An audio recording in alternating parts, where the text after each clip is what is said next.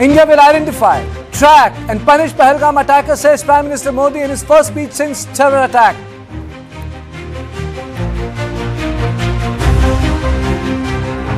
Centre's all-party meeting on Pahalgam attack underway.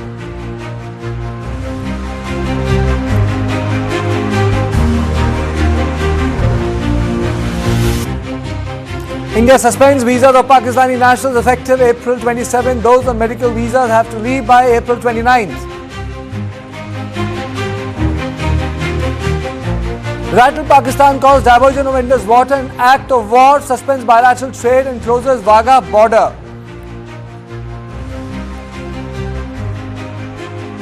India steps up the diplomatic offensive. Envoys of 20 countries briefed on Pahalgam attack.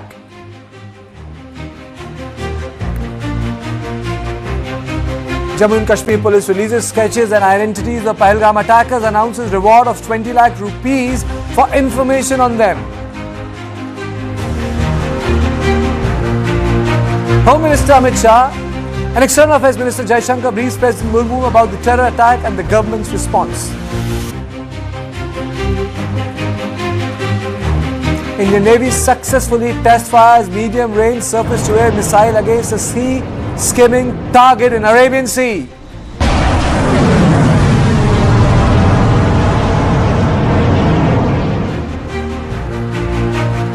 India says no to release of movie Abir Gulal featuring Pakistani actor Fawad Khan.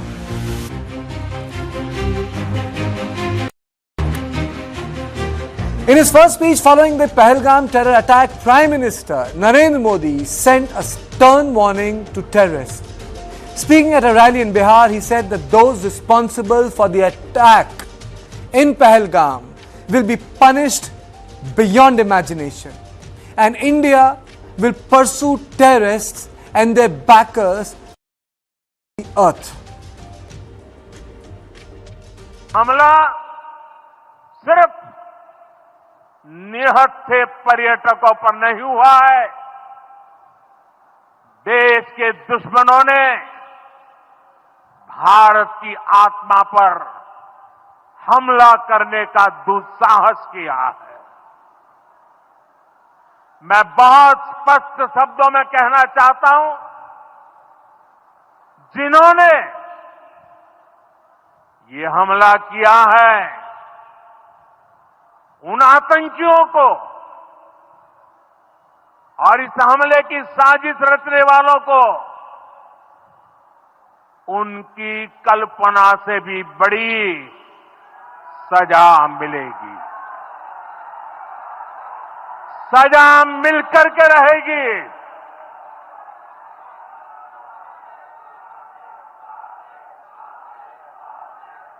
अब आतंकियों की बची खुची जमीन को भी मिट्टी में मिलाने का समय आ गया है।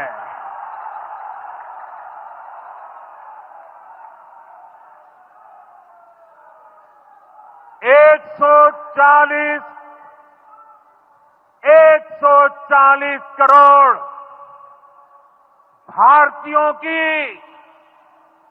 इच्छा शक्ति अब आतंकी आकाओं की कमर तोड़ कर रहेगी। 22 अप्रैल को जम्मू कश्मीर के पहलगाम में आतंकियों ने मासूम देशवासियों को जिस बेरहमी से मारा है, उससे पूरा देश व्यथित है। कोटि कोटि देशवासी दुखी हैं। सभी पीड़ित परिवारों के इस दुख में पूरा देश उनके साथ खड़ा है। Today from the soil of Bihar I say to the whole world, India will identify, track and punish every terrorist and their backer We will pursue them to the ends of the earth. India's spirit will never be broken by terrorism. Terrorism will not go unpunished. Every effort will be made to ensure that justice is done. The entire nation is firm in this resolve. Everyone who believes in humanity is with us. I thank the people of various countries and their leaders who have stood with us in these times. I'm joined by General Syed Atta Hasnain, former General Officer commanding 15 Corps. Thank you so much, sir, for joining me. And on the right side of my screen, I'll show you what India has done and what are the reciprocal measures that have come into effect. But let me straight away ask this question to General first. So what are India's options? What we have done in last 24 hours is to exercise a lot of non-kinetic options. What kinetic options or the military operation options, if I ask you bluntly, can be considered? See, Karthikeyan, the thing is very clear. First of all, as a serviceman who has served 40 years in the army, I wish to tell everyone the Indian Army has a clear system. We don't talk offensive operations, even within house. So to speak publicly on offensive operations, I think is anathema. But having said that, I can always explain certain aspects. I think the actions which have happened in the last 24 hours in particular, starting from the meeting of the CCS and the decisions taken thereafter, primarily is to create a window of opportunity for India. It is not necessary for us to have knee-jerk reactions. Those who thought that within 24 hours India will hit back and hit back without thinking in a situation in which Pakistan is completely prepared, it has put all its on alert. That is not our intent, I'm sure. So a window of opportunity has been created. A diplomatic campaign has begun, very well begun, with all the necessary steps. The IWT, Indus Water Treaty, is something which hurts Pakistan, and we've already seen the reactions from Pakistan. It's a water deficit country. In fact, the issue of Kashmir largely hinges on the availability of water for Pakistan in the future. So the right thing has been chosen, the right button has been pressed here to make sure that Pakistan feels it. At the same time, a window has been left for Pakistan's yet. In the sense, we have not abrogated it like Article 370. We have only held it in abeyance or suspended it. It means that we can always revisit and go back to it and invoke it again, subject to Pakistan's own behavior and its attitude towards our demands on terrorism. So all this has been done at the same time. The Prime Minister has begun a very strong tirade of statements, messaging which is going on to the world. His choice of words, his decision to speak in English, just like the way he spoke in Australia, where he also wanted to convey a message to the world at that particular time. The similar option he has chosen this time. Sir. And I think that has gone very well. That message has gone very well. So it is messaging, information, diplomacy, all that is working. The kinetics will come and they will come in their due time. So your reaction to the reciprocal measures taken by Pakistan and the statement that has come from Islamabad that the stopping of water would be considered an act of war? I think we should be very clear, and I'm sure the MEA or someone in the government of India will convey that attacking Pulwama, attacking Uri, attacking Pahalgam with the help of proxies is a greater act of war than anything that India has done so far. We have only held in abeyance the Indus Water Treaty. And already the effect is going on Pakistan. They are making statements which they should think twice before making. So I think that is very, very clear. What do you think is the escalation matrix this time? If you look at 2016 and 2019, there was a surprise element. First was the surgical strike, and second was a missile strike followed by interception, a dogfight which perhaps took place after 1971. So what sort of escalation ladder are you looking at, sir? Obviously, I'm not expecting a repetition of the same measures which have already been taken earlier. That, it sort of goes against all aspects of surprise. Yes. So the surprise factor, which is an essential principle of war, will be followed. And it will come in due course. It is not necessary to keep the window of 10 days, 12 days or 15 days. It could be elongated. I would say keeping Pakistan in a state of mobilization, keeping its reserves deployed. Its reserves have already been moved, as we learned, and keeping them deployed in this particular fashion is going to cost them. In a nation which is going for the 24th time to the IMF, every dollar counts. So everything that India is doing is making a difference, is making an effect, and is definitely going against Pakistan. Sir, how are we positioned? Because now India is also looking at two hostile borders simultaneously, post Galwan, and you have served in Kashmir. See, Kati, this is not just two borders. I would even start looking at three borders, because even the Eastern Front has virtually become not an active border, but it has certain developments which are awkward as far as our security is concerned. But coming back to the issue of the two front has always existed. I am happy to see that 4.5 years after Galwan, the situation is better. I'm not saying that it has completely gone back to the better days, but definitely it has improved from what it was in 2020-21. And we had taken our eyes, I think, to some extent, at least in the security domain, among the security community, we had tended to take our eyes a little off the western borders. If you really look at Delhi, the seminars which are conducted in Delhi, the think tanks which keep sitting day and night in these various areas here, all had switched to borders. They were discussing technologies. They were discussing Atmanirbharta and things like that. It seemed as if Pakistan did not exist all of a sudden. But I think Pakistan has given us a message that it does exist.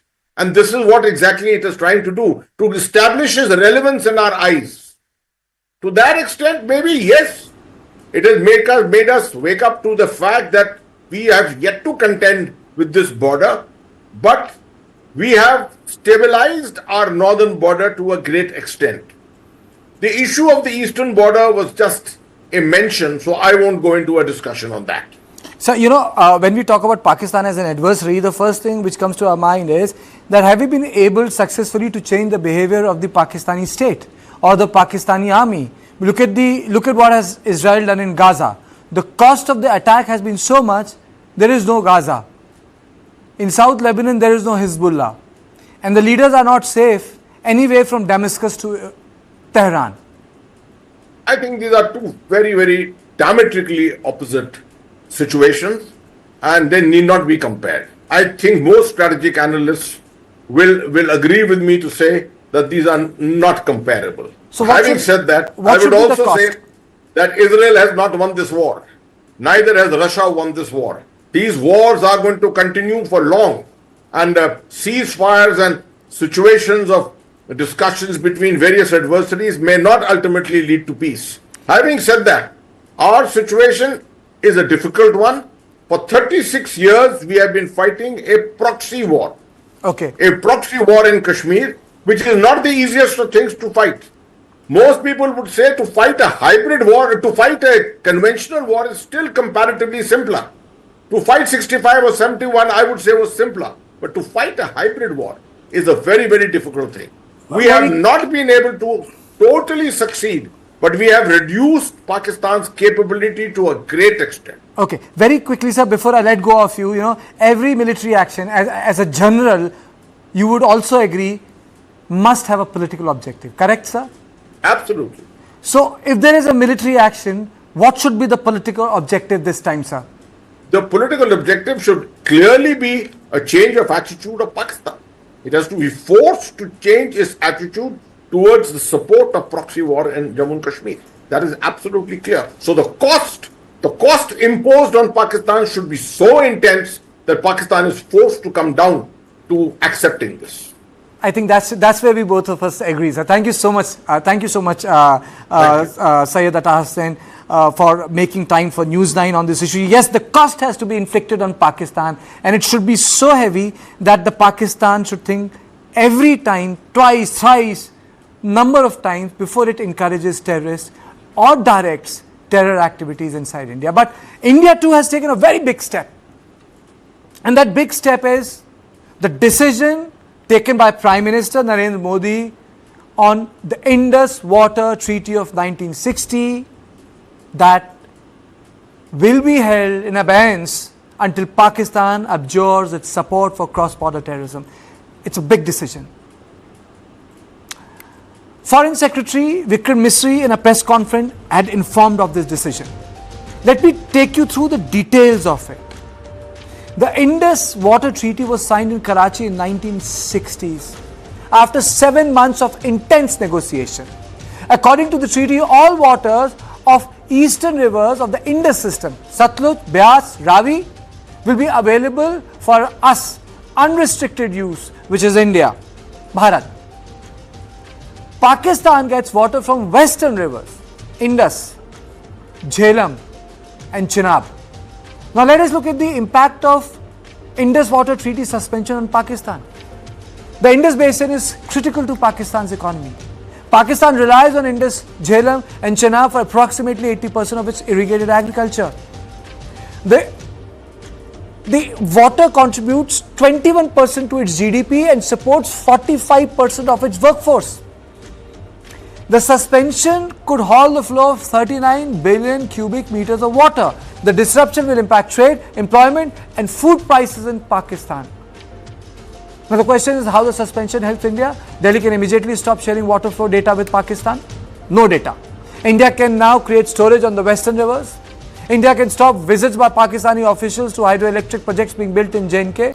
And when I say water data, if you don't give them water data, you can't plan your agriculture. There may be no immediate impact in context of flow of water to Pakistan, but the decision itself is very, very important. Between May and September, as snow melts, the Indus, Jhelum and Chenab carry billions of cubic meters of water. India has upstream infrastructure on those rivers, but it is not designed to hold back.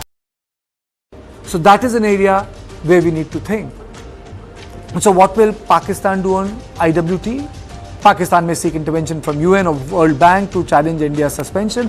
However, given India's strategic influence and the treaty's provisions, these may fall flat. And on this, I am joined by Pradeep Kumar Saxena, former Indian Commissioner for Indus Water. Sir, thank you so much for joining us. Please explain the importance of the decision taken by Prime Minister Narendra Modi when it was announced to people that the treaty would be held in abeyance.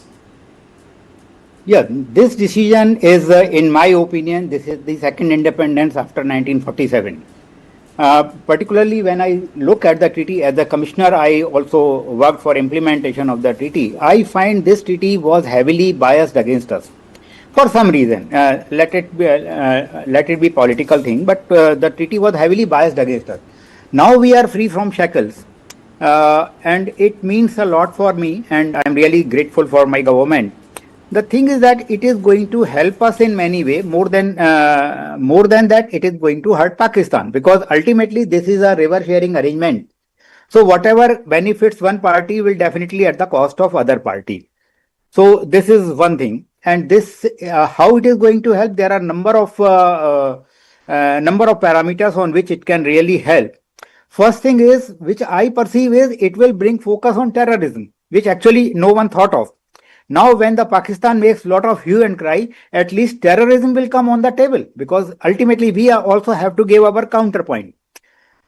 Having said that, there are technical points that are going to benefit us. For example, under the treaty, we cannot build dam, and even if we build dam, we can irrigate in the basin in which the dam is built. We have a Barsar dam in Chenab.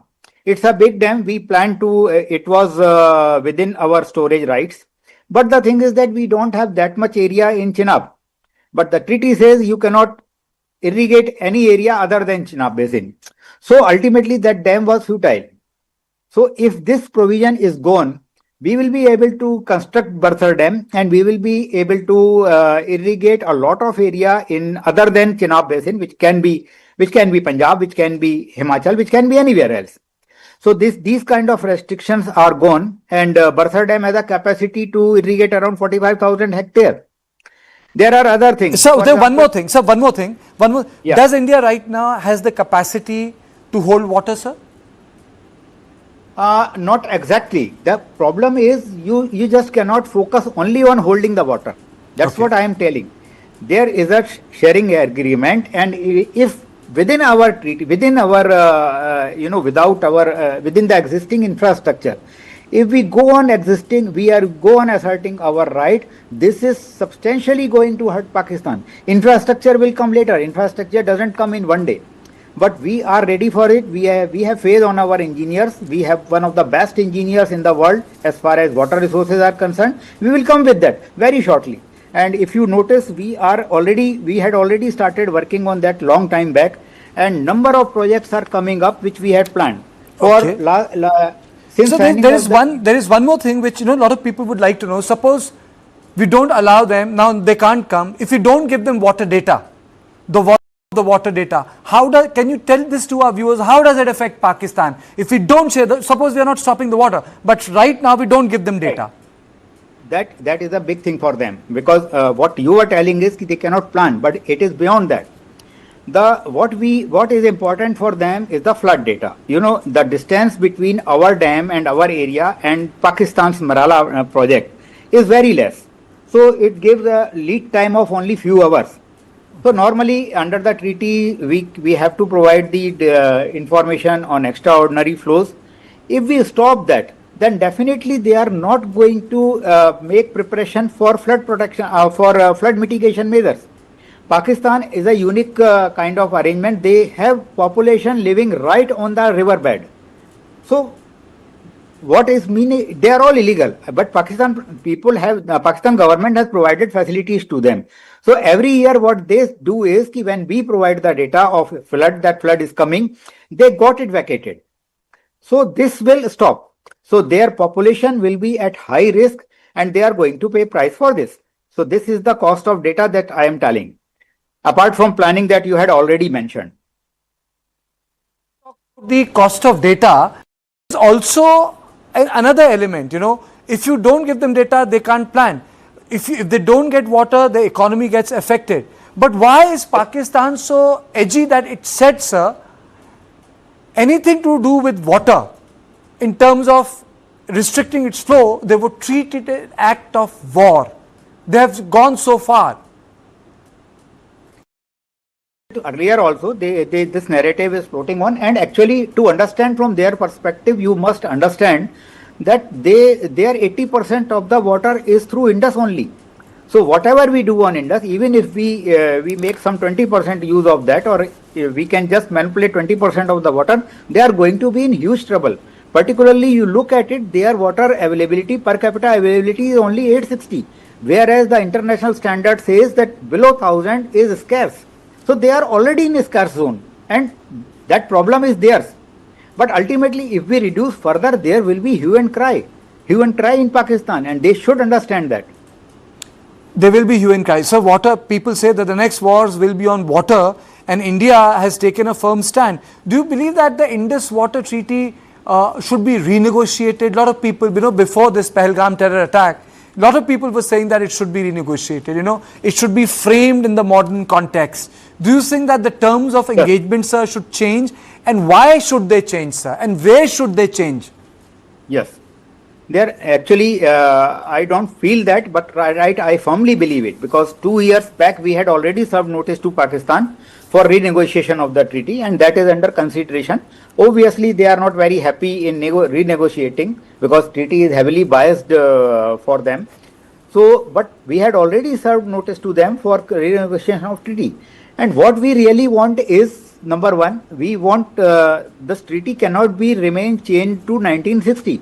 There are a number of developments that had taken place, and all those developments, all those technological advancements are not available to us, which is available to them, which is available to everywhere in the world. So we want this treaty to be renegotiated in the present context, as you have rightly said.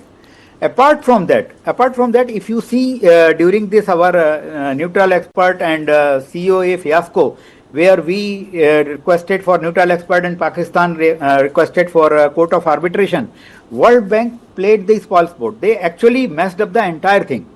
So what we are Why do you say that, sir? Why do you say that the World Bank messed up the entire thing? Yeah, they messed it for the entire thing because they started both the process simultaneously. You cannot have two processes to decide on a single thing.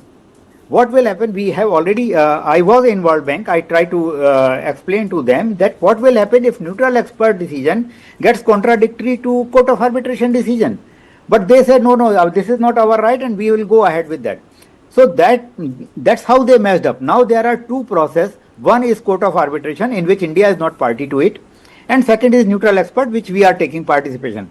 So what is going to happen if both the process gives the different outcomes? What will happen then?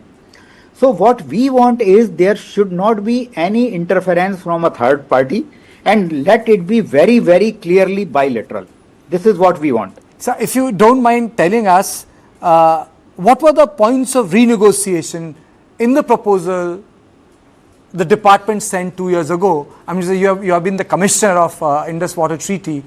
Where was the difference, and what you wanted to get rectified?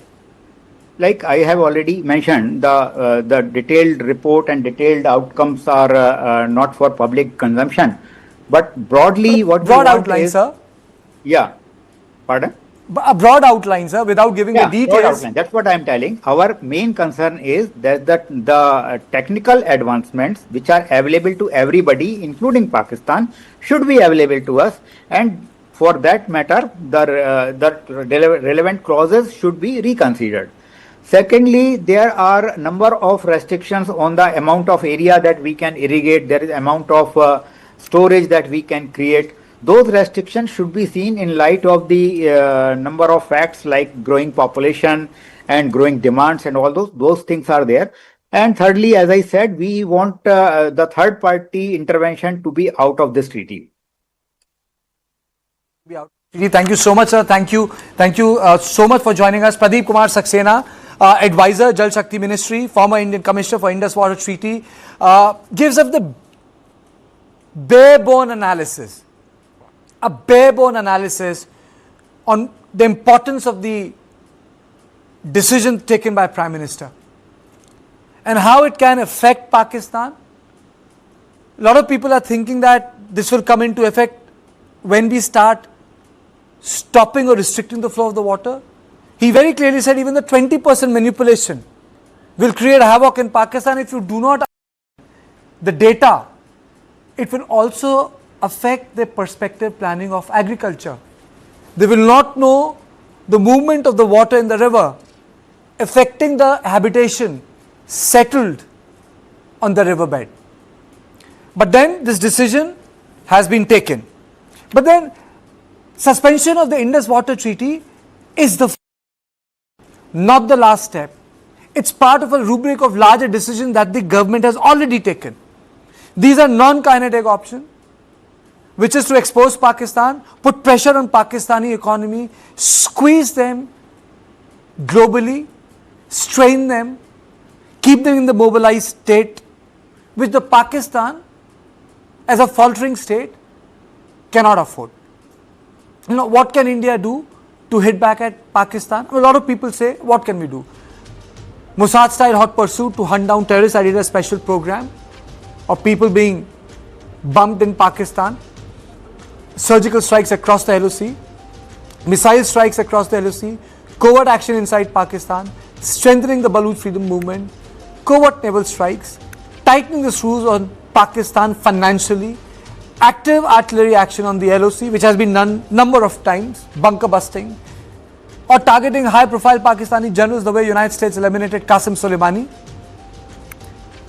So will India take a leaf out of Israel's playbook in the manner that it hit back at Hamas after October 7th? Those are the points a lot of people agree with, there are a lot of people who disagree with, but today I'm joined with Ambassador Shashank, former Foreign Secretary. Thank you so much, sir, for joining us on our show. My question to you is, sir, are non-kinetic actions as effective as kinetic actions, sir? Actually, it depends, whether the other side is willing to respond positively or is going to take it in a very negative manner. For example, non-kinetic, the diplomatic actions which we have taken, it is mainly conveying to Pakistan that now it should not stop any longer any of the projects being undertaken by India for its own people. For a very long time, we have been taking care of more of Pakistani people, water flowing to Pakistan rather than the water flowing down to Delhi or Haryana, Punjab, even Jammu and Kashmir or Himachal Pradesh. So I think now we have decided to use firstly all the water that is given to us under the Indus Water Treaty. Secondly, move away from this international aspect of the Indian Indus Water Treaty so that Pakistan can no longer then continue to insist that for every little project that we want to have run of the river projects and other things, they try to block them. So therefore, now we just go ahead and do whatever is required. Our other neighbor like China has been doing the same thing with regard to India, with regard to Bangladesh, with regard to Mekong, with the Southeast Asian countries, that they consult them whenever necessary, but there is no international obligation for them. So India has tried to do this something similar. I don't think this is an action which will lead to an actual blocking of the river waters just now, but it is to project to the Pakistani people that for too long, India was taking care of the Pakistani people's interests and their own generals and their own political leaders were not taking care of them. That's why people in POK, people in Balochistan, Sindh, Khyber Pakhtunkhwa, they are all rising in revolt. They are saying that they are not being looked after. They have to stand in queues, long queues for atta, for salt and all these basic commodities of life. So what is your assessment? Why kinetic action, I will come to that. Okay. Yeah. Okay. So what is your assessment? Why did this attack take place now? What's your assessment? A lot of people say it's a reflection of Asif Munir's speech, which he gave on two-nation theory. But what's your assessment, sir? Well, assessment will be more complete if we can identify who are the highest level of authority who were consulted or who gave the directions. And we should have them declared as international terrorists first. So that is the most important step which India can take, which will be completely internationally acceptable, and which should be on the basis of the specific information which would be able to convey with our friends. The reason could be many. I think Asif Munir perhaps is having a lot of problems at home, and so he's trying to raise the Islamic angle.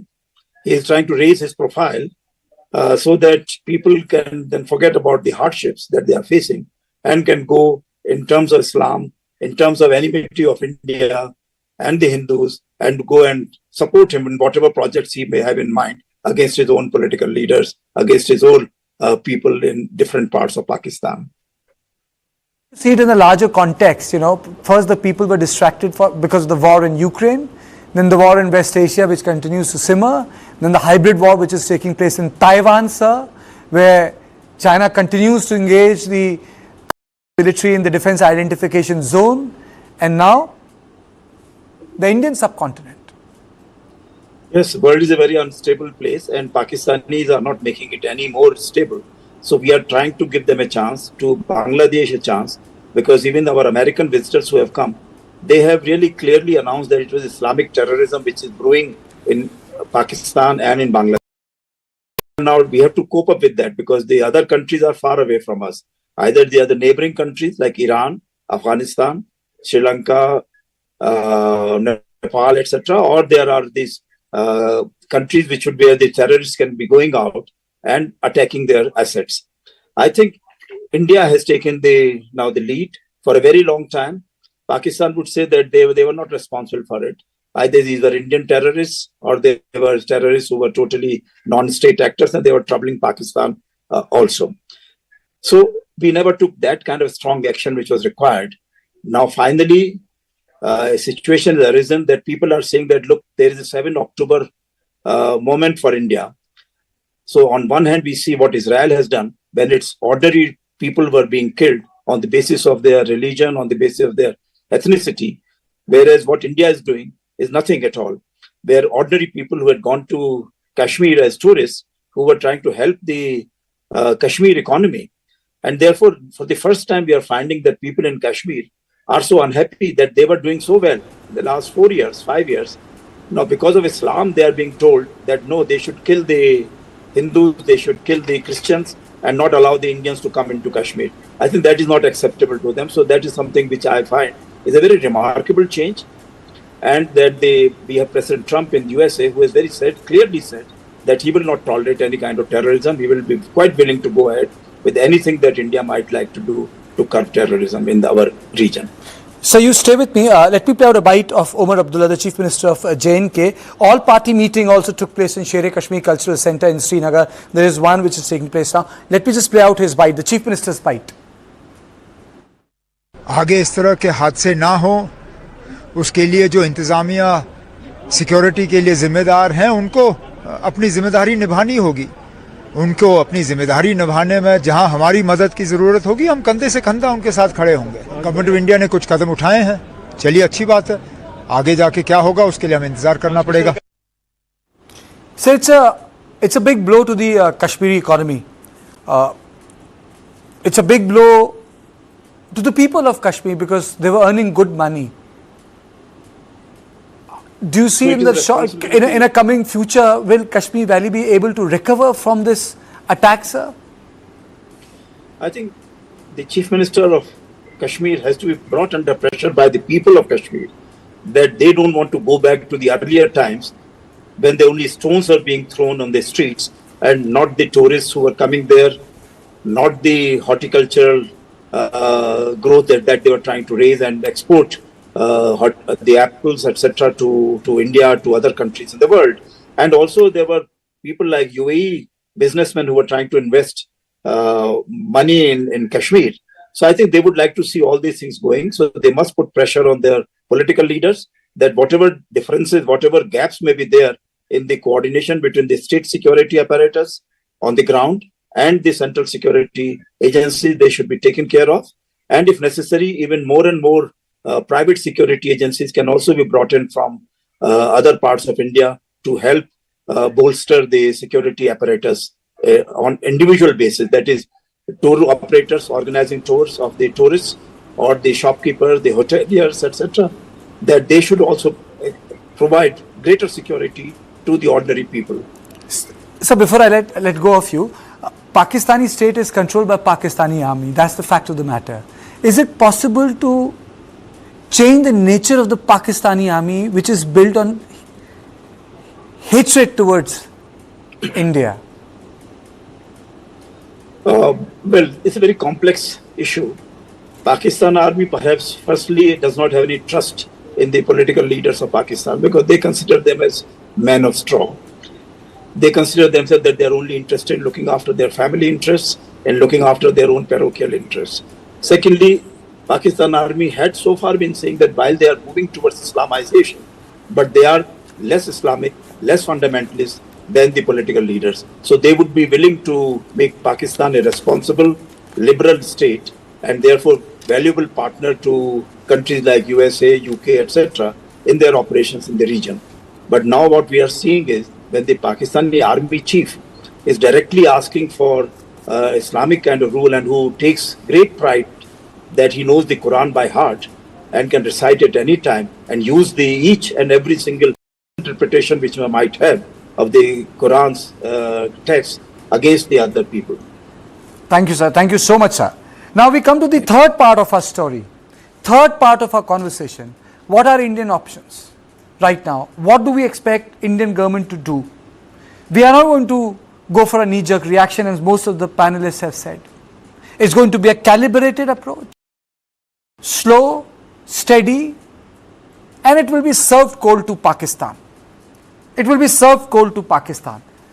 I'm joined by Ambassador Veena Sikri. and Lieutenant General Sanjay Kulkarni, former DG Infantry. Let me straight away go to Ambassador Sikri. Madam, what do you make of the decisions that have been taken by the Indian government and the reciprocal measures that have been effected? Your comments first, ma'am. Okay, well, I think that the Indian government announced a very strong and very appropriate set of measures yesterday. And I think the fact that these were appropriate, they've hit home. We've seen today the reaction in Pakistan. There's complete shell shock over the fact that the Indus Waters Treaty has been put into abeyance. The stock market crashed by 1,000 points today in Pakistan. And also, they're trying to deny that it even happened. Because very recently, I think maybe half an hour, 1 hour ago, there was a press conference by somebody in Pakistan from their Ministry of External Affairs, and that tried to pretend that actually the Indus Waters Treaty has not been put in abeyance. And tried to say no when they called in our High Commission representatives, they gave a note, but they didn't mention this. But actually, in the transcript of Foreign Secretary Vikram Mishri's briefing yesterday, the first point is that the Indus Waters Treaty is being put in abeyance and will remain so till Pakistan irrevocably abjures state-sponsored terrorism and other aspects. So I think that this decision has been very effective, very bold. It's been talked about for the last 15 years.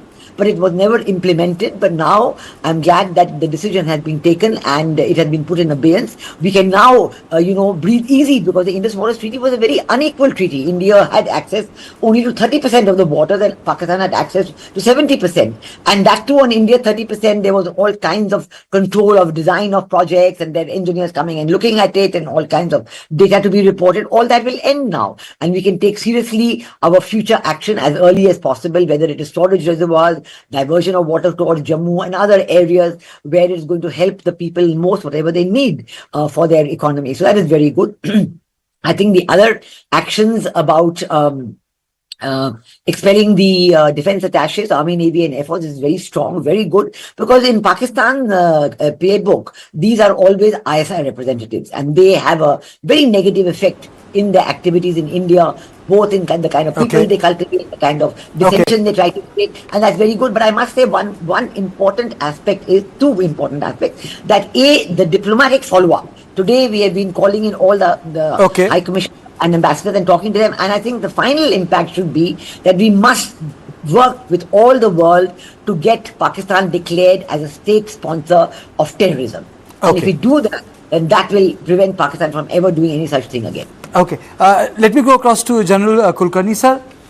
There was an element of surprise in Uri, there was an element of surprise in Balakot. What do you think that will be an element of surprise now? Because we exercise two different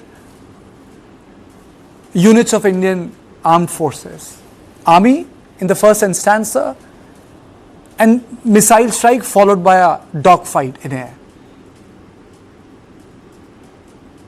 Thank you. I think at the very outset, options are there. It isn't that kinetic options are not there. They're there. And without discussing them out in the open, whatever the government decides, all of these options can be utilized. Having said that, I would still say the supreme art of war is to subdue the enemy without a fight. The perfect thing, I think, if we can get them diplomatically, economically, politically, and then the last option is militarily. Reason is, even with the IWT itself, may take some time, but the very fact has been brought out that a lot can be done by even data sharing, all of it being denied to it. 24% of the Pakistan GDP, where economically it is absolutely shattered, where almost 48% of the workforce, 70% of the agricultural water that flows from the IWT, the amount of total disruption, entire Pakistan would turn into desert. So if that can be implemented faster, probably that is something which would totally not only shatter, it will also break up Pakistan. Because you find the largest province, Balochistan, is almost on its way of wanting to break away from Pakistan. You find Khyber Pakhtunkhwa, you find the Pashtuns on either side of India and Pakistan and Afghanistan, both at war, not wanting the Durand line to be. You find the problems which are there between Iran and Pakistan, and again the border of Balochistan and Iran. So you find there are options available. It isn't that the options are not available. But however, what you just said obviously there was a tremendous amount of surprise element in what was done at Balakot or as part of the surgical strike. That surprise is gone. We couldn't be saying it for whatever is to Pakistan would be prepared. Now to expect that there would be no retaliation from Pakistan, should we be going in for kinetic operations? Well, not possible. They will react. But that doesn't really matter if you are to go at war. But war is not the option nor a solution. If war was to give us the solution, a final solution that yes, hereinafter there will be no terrorism whatsoever and Pakistan has transformed into a nation or has been brought under control to an extent that it cannot indulge in it, well, yes, I would rather go in for war and execute that option. But seeing what Pakistan is from 47 till date, imagine in 1963, I'm referring to her, Karthike, 1963. And when was this Indus Water Treaty signed? 1960. In 1963, the first diplomatic, with the same kind of this thing, because my parents were there, so I know what it means, a persona non grata. 1963, we were told to leave Pakistan within 96 hours, and similar action took place. 1960, the Indus Water Treaty signed. 1963, we were declared persona non grata. We come back to Delhi, and thereafter, 65, there's a war. So you see, this kind of thing is going on. But yes, Indus Water Treaty is something which Pakistan seems to have taken for granted, and as a result of which, its economy, as I said, 24% of Pakistan's GDP revolves around the Indus Water Treaty, and that will be one master stroke if we can ensure that water is diverted. Okay. Yeah. Ambassador Sikri, are there even stronger non-kinetic actions that India can take against Pakistan, madam? Oh yes, certainly. I mean, I think, for example, can you take us through? Yeah. Absolutely. I think there are a number of measures further that India can consider. For example, today Pakistan has announced that India's aircraft, civilian and others, will not be allowed to fly over Pakistan space. So all our aircraft are going to divert into longer trips, particularly to Europe and USA. But we can stop the overflight of Pakistan aircraft immediately. I think we should, because they're going to have a very tough time if they cannot overfly India. Then even their, going to Bangladesh or going to any other part of Southeast Asia or China or anywhere else will become much more difficult. So I think that is probably a step that will be taken almost immediately, because if there's an impact on Indian civilian aircraft, then certainly there should be a reciprocal impact on Pakistan civilian aircraft as well.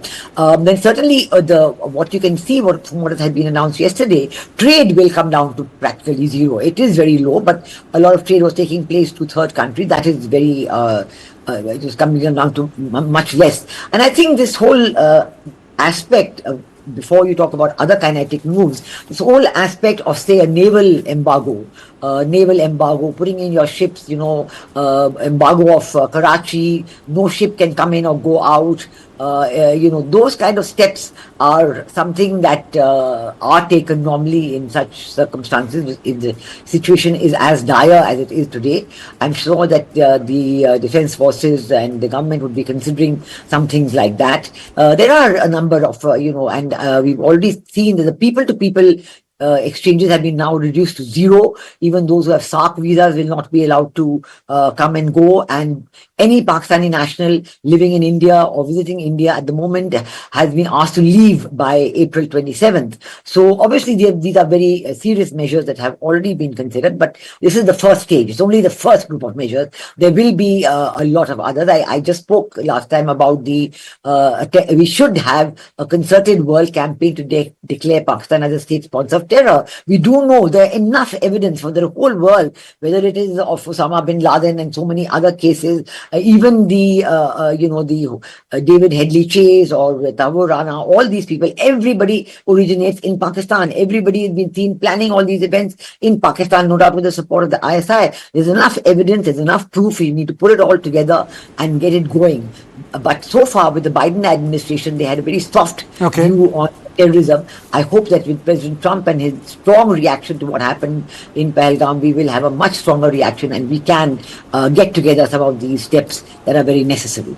General Kulkarni, is this impression correct that of late we were focused on the northern borders and we somehow ignored the western border, and the fact that we have a different general in place in Rawalpindi.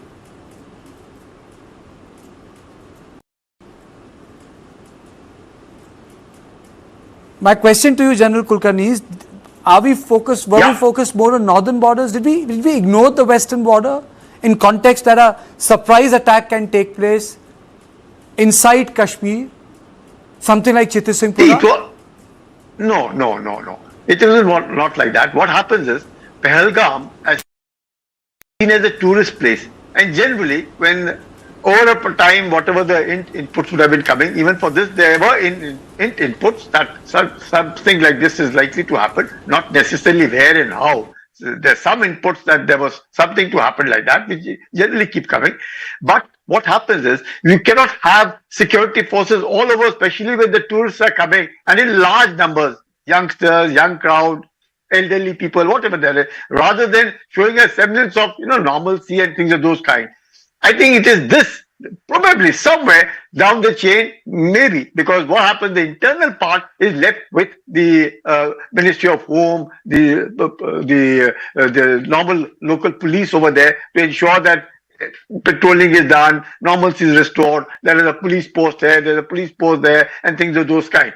Now at this point of time, because since, as I also can now generally feel that if the reaction has been 15 minutes or 20 minutes, within which the security forces immediately reacted over there, it could have been a little faster. But then generally what happens, I don't think at least the security forces at that point of time were probably aware, or they didn't know that such a situation would happen. It is not because the northern focus was more and therefore the western part of it was neglected. No, nothing like that. Everybody has a task. The one who's standing there and doing a duty, for him it doesn't really matter. It matters is where he is performing the duty, and he's doing his duty there at that point of time. So there are officers and other men handling that particular area. So somewhere down the chain that, yes, a bit of one could say that there has been a little slag somewhere as regards that is concerned, but otherwise not that focusing on the north and therefore the west is neglected. No, that would not be right to say. Thank you both of you. Thank you, General Kulkarni. Thank you, Ambassador Sikri, for joining me on my show. It's time to end my show. I'll meet you tomorrow at the same time at 7 p.m. But before we close, I leave you with something very important. And I leave you with a bite, a sound bite of one of those people who was there at the spot, survivor. Let's dip in. हम पहलगाम गए, पहलगाम से हम गए बाईसरन, जिसको mini Switzerland बोला जाता है। वहाँ पे हम 12 बजे करीब पहुँचे और फिर वहाँ पे हम मतलब ग्राउंड में गए। ग्राउंड में फोटोग्राफी हो रही थी उन लोगों की। 10-15 सेकंड हुए तो नीचे से फायरिंग और होने लगी। अच्छा। हाँ, बोला क्या हुआ कि सब लोग 1-2 हजार टूरिस्ट था वहाँ पे, सब मतलब डर गए, नीचे लेट गए, हम भी नीचे लेट गए। मैंने उसके बच्चे को सीने के साथ लगा के मैं भी नीचे लेट गया। तो फिर क्या हुआ कि वो फायरिंग जब हुई तो वो उन्होंने मतलब ये जिप लाइन की तरफ वो बढ़ गई और हम पीछे से उसी फायरिंग के दौरान हम पीछे से मैंने उन 11 लोगों को वहां से निकाला और हम वहां से भाग गए। एक बंदा मेरे बाजू में आया, रो रहा था, बहुत ज्यादा रो रहा था, वो यानी सिचुएशन के कंट्रोल के बाहर था उसको। तो मैंने बोला उसको बोला रुक। मेरे भाई को बोले मेरे सर में गोली मार दी, बोले मेरे सामने, बोले मैं अपने भाई के लिए रुका भी नहीं। बोले यहाँ पे पूरा सब रो रहे हैं, बच्चे भी रो रहे हैं, बड़े भी रो रहे हैं कि ये पता नहीं ये क्या हो गया सर। यहाँ से चला गया तो कोई पता नहीं चला कि वो क्या हुआ है, वहाँ पे क्या नहीं हुआ है। हम ठीक ठाक यहाँ पे थे। जब 2 बजे तो फिर हमें पता चला कि वहाँ पे हालात बिगड़ गए हैं, वहाँ पे गोलियाँ चल गई हैं।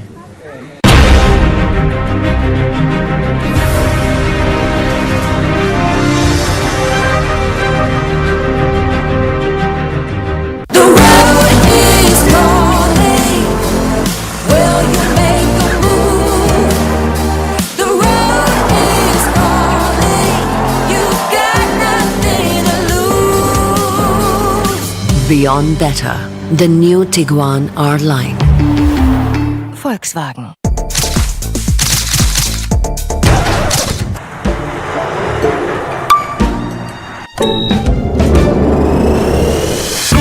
On my dear cool.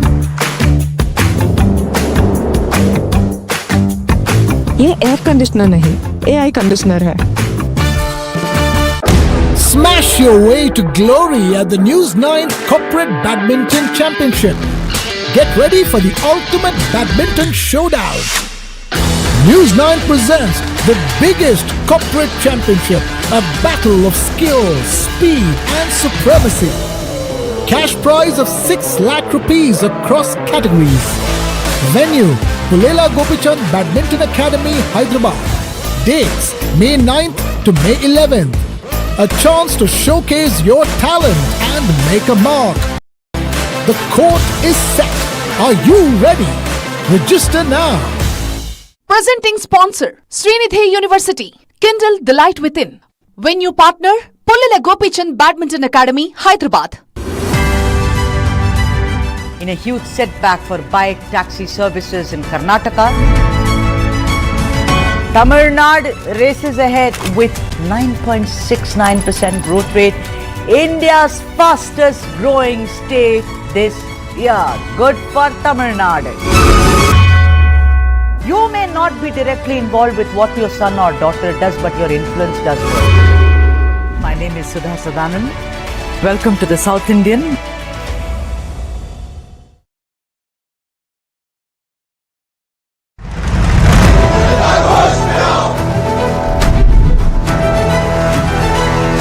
आपके वक़्फ़ में एक भी नॉन मुस्लिम नहीं आएगा. Waqf bill was passed by Rajya Sabha. Opposition parties have challenged the legislation in the Supreme Court. What is the biggest challenge of Amit Shah in Tamil Nadu? Can Mohammad Yunus be trusted because he met Prime Minister Modi? World will come to know, India will come to know who were his handlers.